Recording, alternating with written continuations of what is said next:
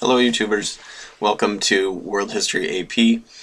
Vocabulary, we're going to be talking about the Mongols today, and specifically we're going to be talking about 4 words. Why do I have this weird little blank white thing over here on the side of the screen? I'm going to attempt to create some of the drawings that I make you guys do for this vocabulary, so in order to illustrate the point a little bit better. So when we go through these 4 words, and the 4 words that we're going to talk about are Mongol Confederation, Karakoram, Ogedai, and the Golden Horde, I will attempt to do a little drawing in here. It might be really bad because I haven't figured out how to make a drawing beforehand, so I'll have to do it in real time. So the first word that we're going to talk about when we talk about the Mongols is the Mongol Confederation.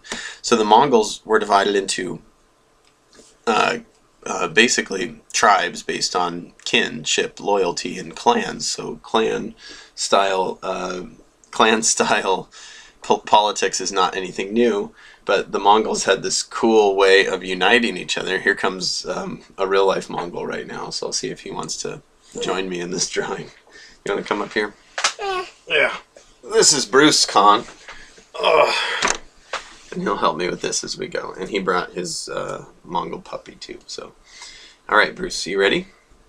So the Mongol Confederation was basically a way for the Mongols to unite with each other in case of some sort of act of war. And so, like I said, the Mongols, whoa, that's way too big of a brush. The Mongols were only really united in case of an emergency. And so the Mongol Confederation, these represent all the different tribes of the Mongols over here, and in case of some sort of emergency that occurred, a fighting, and you could label that fighting, the Mongols, oh yeah, that's what it sounds like to me too. The Mongols would then unite and form a strong, tough, and mean Mongol empire. So you can see what I did here is all these different tribes uniting into a solid Mongol Confederation. So the important thing about this is normally it was temporary, but under Genghis Khan, this Mongol Confederation maintained solidarity as he became the Great Khan. So nice. That's right. He's starting to use his words. So the next word is Karakorum, and Karakorum is a city that was made for the Mongols in order to, it was the capital city of the Mongol Empire on the steppes of Asia. That's the definition of it. What was the big importance of Karakorum is that it became a political center during the Mongol Empire, where the Mongol leaders could consult with political leaders, they could consult with engineers, they could consult with philosophers, poets, anybody who they wanted to invite in order to advise them and take that advice. So this center essentially was a place where the Mongols, and I'll draw my Mongol in the middle, and he will very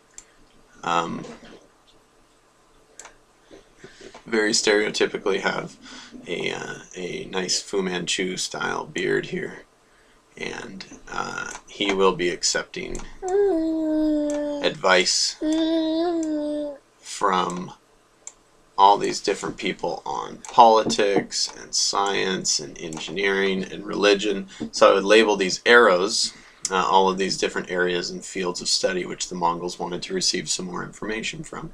So that's Karakorum and the importance of Karakorum. The next word was, whoops, wrong color. The next word was the, that's okay, we'll just stick with that color, won't we, Bruce? The next word was the Ogedai. Ogedai was Genghis Khan's third son and the successor, where are you going, buddy? And the successor to the leadership of the Mongol Empire. So he became the next great Khan. Okay, I'll let you get down. And Ogedai was, that was who he was, but he was not as militarily minded as his dad was.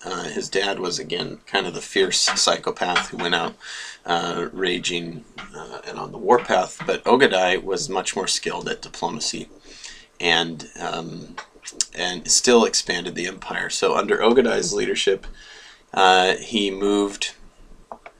We might have him a picture of Ogedai. He kind of expanded the Mongol empire into Russia, into the Middle East, into China, and even attempted to take over different parts of East Asia, like Korea. So we might have him at the middle and expanding, showing the different areas of expansion. And the main three areas of expansion that we kind of talk about are into Russia here. So I might denote this with an R. Into the Middle East here. So I'm going to put an M there for Middle East. And then into China there. And this is where the Mongols started to kind of gain conquest in different regions that they were at. So hopefully that makes sense to you. Alright, let's cover that one up and move on to the last one, which is the Golden Horde. So the Golden Horde was simply the name of the Mongols that went into Russia. So these were the Russian Mongols, and they were responsible for subjugating the entire, or the very young Russian Empire.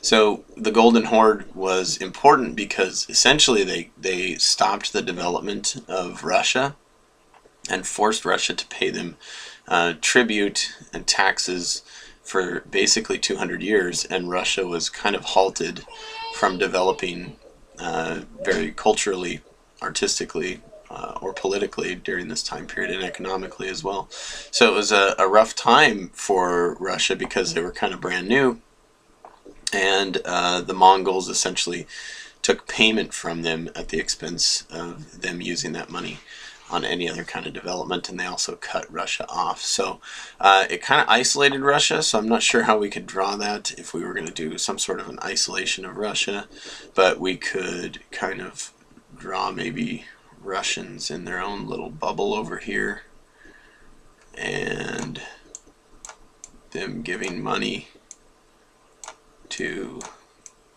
the Mongols, and them being very sad because they had to pay. So I might write the word Russia right under here.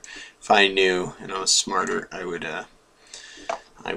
type the whole thing out right there, but I'm not that smart. So the Russians were kind of isolated due to the fact that they were paying so much money to the Mongols at this time, and it was a super bummer deal for them. So the Mongols eventually would be kicked out when the Russian princes would unite, and they were able to kind of throw off their Mongol overlords in time, but the damage had been done, and it kind of was a learning step for Russia. So that's it for today. Don't forget, be awesome, and I'll be back with another video soon.